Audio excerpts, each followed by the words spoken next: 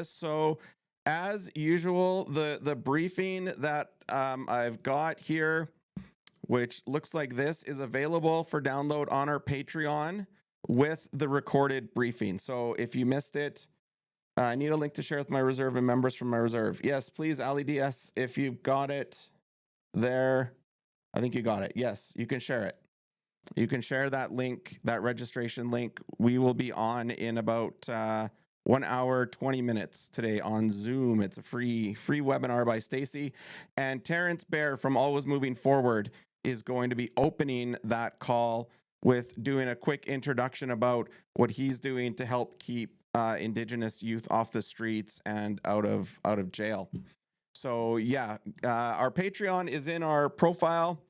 You can get there and you can get this briefing and all of the information. So we're going to start off today with just talking about some of the flood risk, because that seems to be slightly higher issue right now than the wildfire risk, just because there's a bit of snow melt going on. There is a lot more snow coming in. So if we just take a quick look at the live weather, right? There's a lot of snow coming in. There we go. There's a lot of snow coming in, especially if you're in this belt here, you know, Edmonton into southern Saskatchewan. Like, they're expecting about 20 to 30 centimeters of snow in some areas. So that's not going to help with the spring melt, because there's a high chance that it's going to melt fairly rapidly. So, you know, a lot of this special weather statement up here too, 15 to 20 centimeters expected in Manitoba.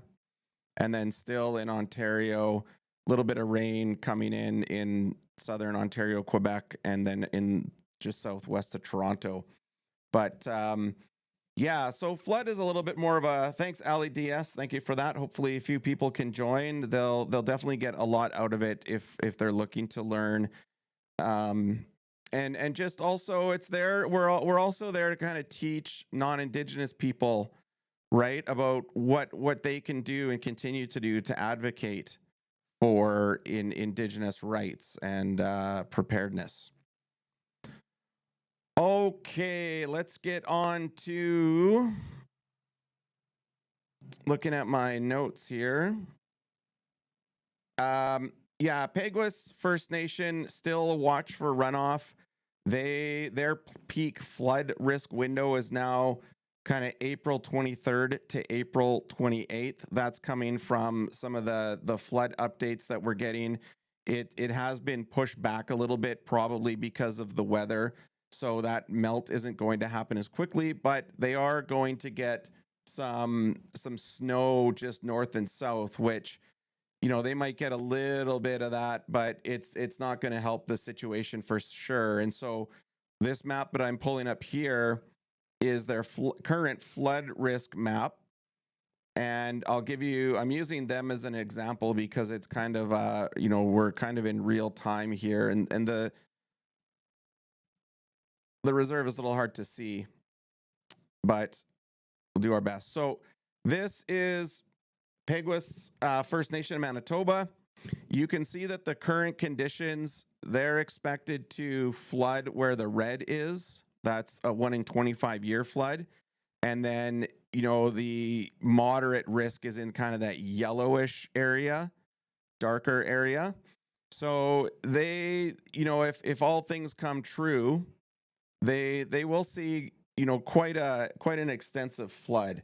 And I'll compare that to, you know, future conditions, right? This map, we can, you know, basically say sometime between now and the year 2060, the probability of that region seeing a flood is in this greater red. But right now, if we flip back to the current conditions, you can kind of see how it's a little bit less, but it's still quite high. So when we look at all of Canada, right, if you pull back and you see all of this here, you can see where the majority of flood risk is in Canada on the west coast, which makes a lot of sense because that's where some of the major drainage basins are on the west coast and the continental divide. So very, very interesting. And they get obviously a lot more rain on the west coast, which can cause more runoff, right? So flood risk is still for Canada not too bad. You know, you can zoom in here and you can kind of take a look at the different nations in here. I'll take the drainage basins off, but anywhere where it's got, where did my mouse go? There we go. So someone was asking about blood tribe. The only thing I don't like about this map is you can't, let me just try this. I'll try the address, look up for blood tribe. They might not have it. Yeah, they don't have, you can't, they have to kind of identify Indigenous communities a little bit better. Because me, like I know blood tribe is Southern Alberta. I know, okay, if I get, there's Wetaskiwin, there's Red Deer, there's Calgary. So you can kind of see Siksika Nation there. We'll keep going down. I can't, sorry, I don't know where I forget where your res is exactly. But if you kind of look, there's Lethbridge, right? You can if you can identify, where the hell is it? That's what I don't like. They got to make the reservations, Cardston area. Okay, I should know where that is because my mother, my in-laws are from there. That's kind of more this way, Lethbridge, Pincher Creek. Stop laughing at me. I'm only down south very little. Coaldale, Noble, Claire's home. Below Lethbridge along the border? Is it really that low? Like past McGrath? Dude, why the hell don't they label them good enough? Milk River.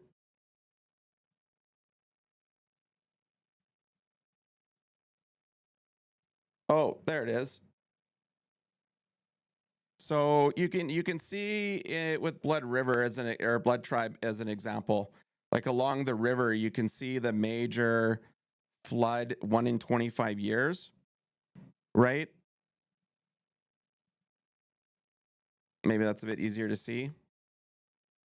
So if you kind of look at the highway, there's lots of opportunity for flooding, right, in that area. So always good to kind of like check out the flood risk. And these are pretty static maps.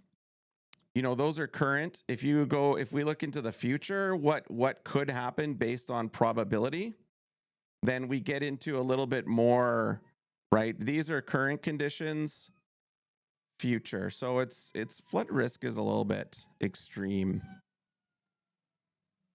And that flood risk takes into account a lot of things too, like built up areas, you know, drainage in the postal code, whether people can get insurance or not. So especially on a First Nation, if you can't get home insurance, the flood risk is higher because you don't have insurance.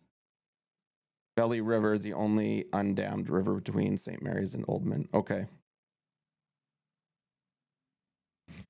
So that's what we're looking at flooding. I didn't have anything come up on my radar other than Peguis in Manitoba as kind of the hotspot right now. But I think as we get through this kind of, you know, additional precipitation and we get into the warm weather, we're going to start to see a little bit more, you know, peak flows. So Manitoba government yesterday warned that Peguis will likely need to be evacuated due to the severe risk of flooding. Transportation and infrastructure said an evacuation is very likely, even if flooding just cuts off road access. The elevated risk is due to significantly above normal snowpack. So the 2022 flooding was considered a 1 in 100 year event, but they're kind of now, I think, looking at almost, you know, a 1 in 50 or maybe 1 in 100, 1 in 200 event. That hasn't been said, but I'm kind of assuming that based off of this map being extreme. So it could be there's an extreme risk. And river basins could start next week with peak flows between April 23rd and 28th. So they have a little bit of time, because yesterday they thought on the 19th there would be, extreme flooding to evacuation, but now they've pushed that back a little bit because of the weather and maybe it getting a little bit colder and slowing the meltdown. So good for them to get a little bit more additional time, but obviously everything is indicating that there will be an evacuation, which then means they can trigger their emergency management assistance program claim, where they should get then response and recovery funding support if they, if they follow kind of, if they get a recovery plan in place. At least they should be doing that right now. If anyone from Peguis is on here, I would be talking, and checking in with your administration around what are they doing right now to start planning for recovery. I know they're not even evacuated right now, but if they are going to see flooding, they need to start to prepare that recovery planning now, even if it's off to the side in their emergency operations center. So we're gonna flip over to wildfires. And what are we seeing today? So again, the season's getting off to a relatively quiet start. That's kind of been the story all week, but the lingering drought and warmer summer will tip the scales. Again, parts of Canada are under abnormally dry and drought conditions, including historic wildfire spots in BC's southern interior, northern Manitoba, and eastern Northwest Territories. So you can see in BC down there, they did already have some starts in the southern part. They're all under control, all being managed. Nothing in Northwest Territories, nothing in Manitoba, and a little bit in New Brunswick there that are still, a couple are reported as out of control, but they haven't grown too much. So, but the last updates were on the 13th. So they haven't had any new updates since Monday, which is why I don't have any new information. Richard Carr, he's with Resources Canada. He has his eye on New Brunswick and areas around Hudson's Bay and Northwest Territories, because there was lower than normal snowfall. And, over the decades, Indigenous communities there have made up 42% of all wildland fire evacuations, right? So that's where you want to kind of, if you're watching your community and the risk in your community, you can go onto our Patreon, and all the links for all of these maps are listed on our Patreon. You can check the Canadian Wildland Fire Information System. So if you just Google Canadian Wildland Fire Information System, I can pull that up to we can check the fire weather index, because that's always a good indicator too, and see how that's changed. It's at, I'll put the link in the comments.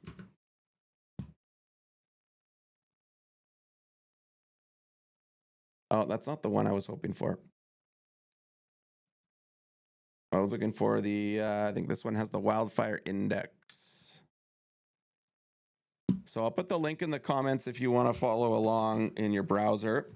But this shows the wildfire index, the fire weather index, which is just a rating category. And right now you can kind of see it's gotten better in BC. There used to be a lot more of that higher levels, which I think where's that? They used to have the numbers listed on here. That the brown, the yellow to red is kind of like a fire index over 16. The blue is a 0 getting into the 5s. So again, fire weather index has gotten a bit better the last couple days, but as soon as I think this weather ends in a week and we start to warm up, this map's going to light up again as well. And so you can check that website for and keep track of it on the daily, or you can just come here and I'll pull it up for you. And you can find all the recordings of this on our YouTube and our homepage on hazardscape.com and our Patreon, all those places. Going back to wildfire conditions, so not a lot of change in our reports from the last couple days. It's just kind of right now a wait and see. Hope that communities are preparing, getting ready for this cycle.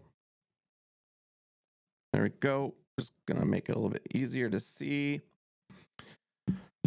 What else did I have on my list today to talk about? Kasha Tuan First Nation. They still have their ongoing water crisis and long-term evacuation. So there was a fix in place with some new filters, but they had 90 cases of I think it's called crypto is the name of it. And yeah, it's a really bad thing. And they've got something called Cree-mergency. I gotta look at what Cree, if anyone's heard of Cree-mergency. Anybody know what that is? That's an awesome name. I gotta Google Cree-mergency if continue to support communities across Ontario with structured, professional, culturally respectful emergency response services. Oh, I think I may have. Here they are. Cree-mergency. So it's an Ontario-based Indigenous Emergency Management as well. I think this group supports either a set number of communities or they can do all, but I'm not too sure. I got to do some more research on them because it's an interesting group. Like, I love that name, Cree-mergency. Very cool. And what else do we have going on? Yeah, they've lost. So unfortunately, that nation's lost 10 people since the start of the evacuation, right?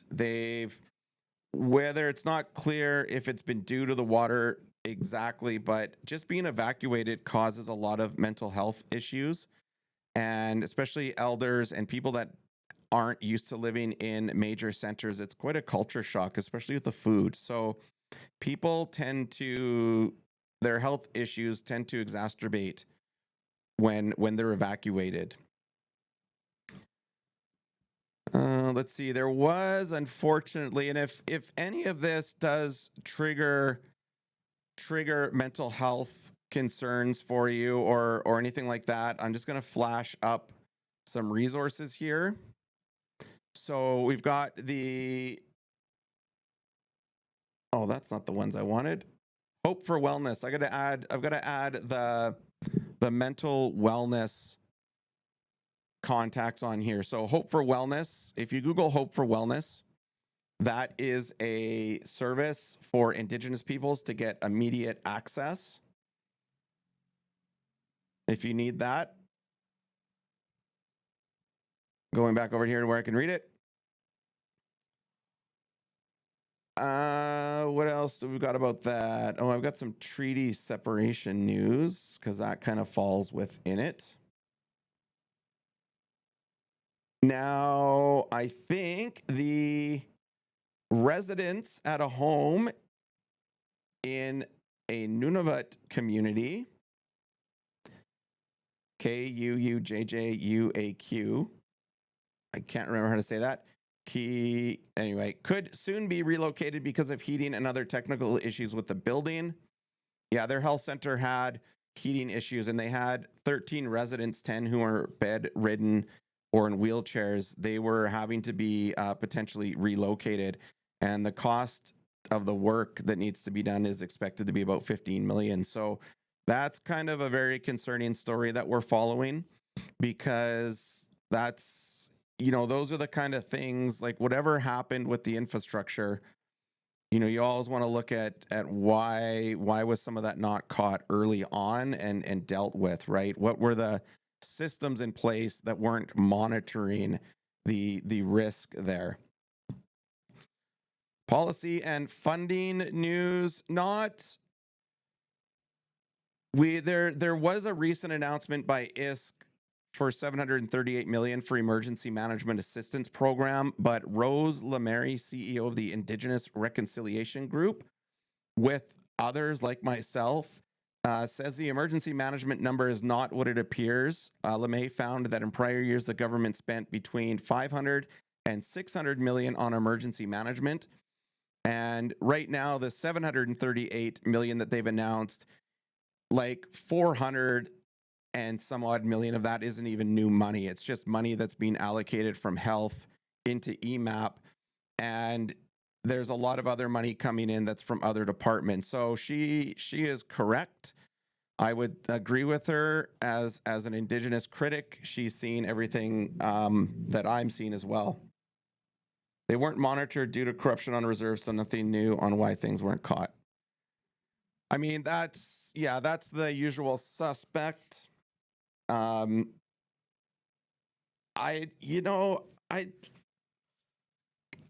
want to say, like, I have to get a definition of corruption. Like, I'm not disagreeing with you. There are managers and leadership that aren't doing their job.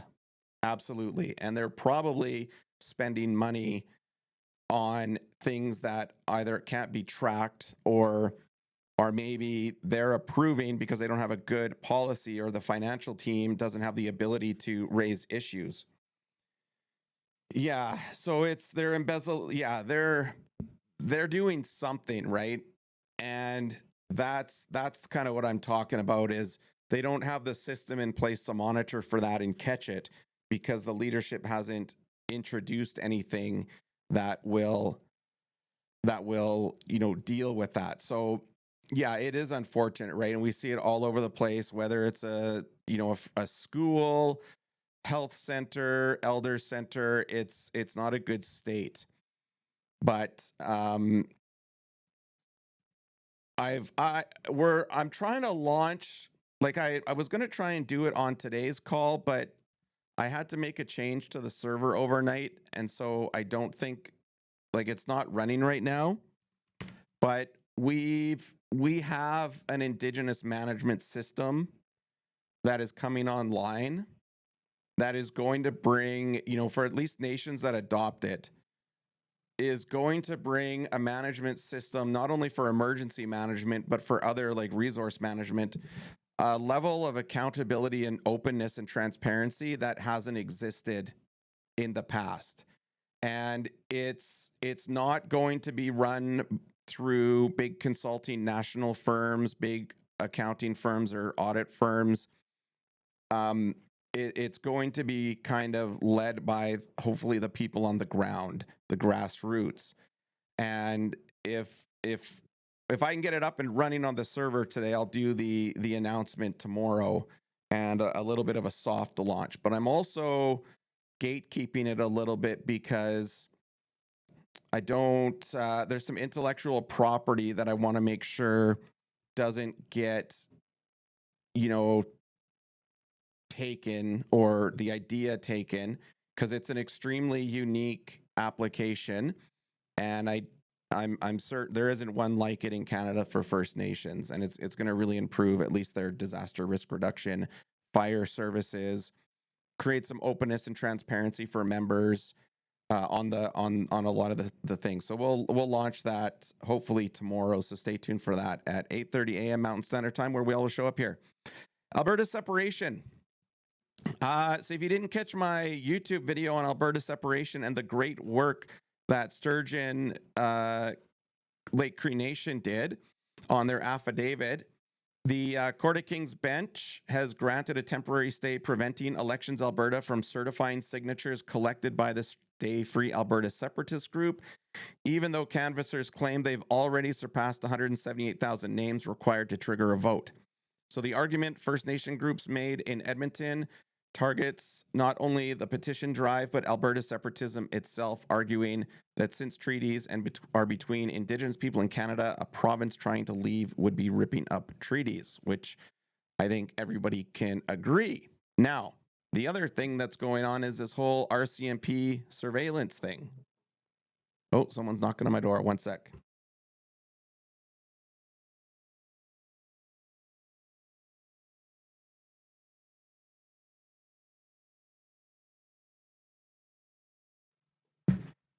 Ladies are doing their garbage checks for garbages early today. It's only 9 o'clock.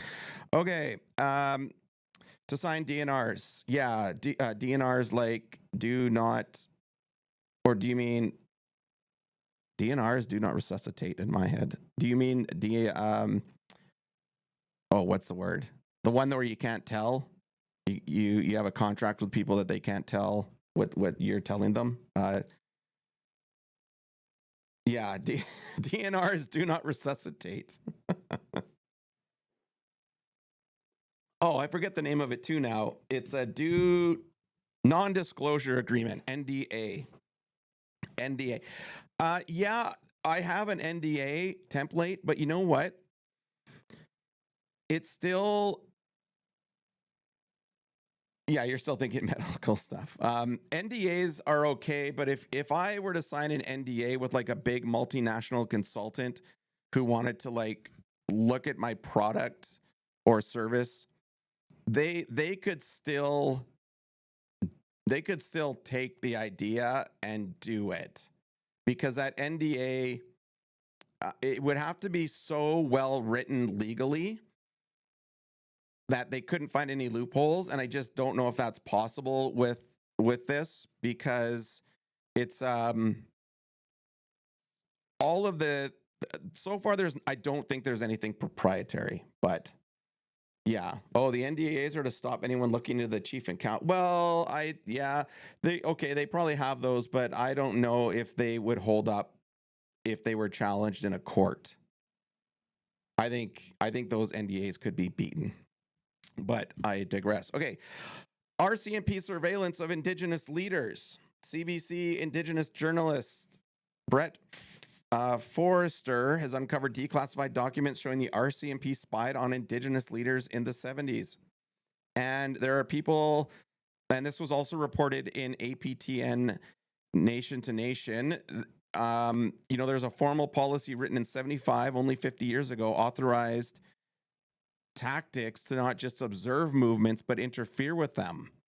And that many people are still saying is happening today, and I wouldn't disagree with that.